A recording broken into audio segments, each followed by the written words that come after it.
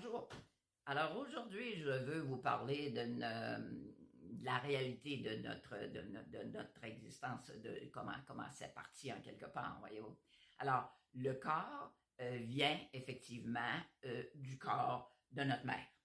Mais on n'est pas ce corps, on est tel que Dieu nous a créé selon ce qu'en dit un courant miracle que j'enseigne. Donc, au départ, on a Dieu Père, Mère, Créateur, mettons, qui est assis sur son fauteuil à côté de nous autres. Et il nous a fabriqué, notre âme. Il a fabriqué ce qu'on est réellement, notre identité, qu'on appelle ça, exactement avec tous les dons divins, les pouvoirs divins, les qualités divines, exactement comme il est, faisant de nous un être divin. Ce qui arrive, c'est qu'on est toujours assis là, on n'a pas changé de place, mais on s'est fermé les yeux et pendant quelques instants, on rêve.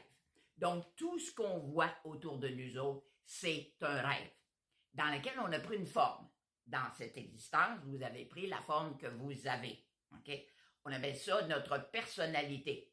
Le problème, c'est que comme c'est ce qu'on voit dans le miroir et qu'on voit chez les autres, on pense qu'on est cette personnalité-là et on oublie qu'on est, au fond, une identité divine.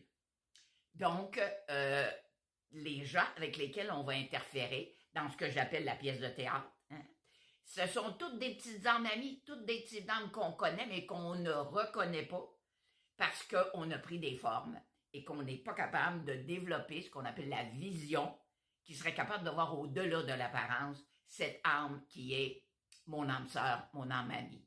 Okay? À ces âmes-là avec lesquelles on joue des scénarios d'évolution, parce que on a écrit ces scénarios-là, on est les acteurs, mais on est aussi les scripteurs de notre pièce de théâtre. Donc, on se joue des rôles, on demande à ces personnes-là de nous jouer le texte qu'on leur a écrit, comme dans tout bon théâtre.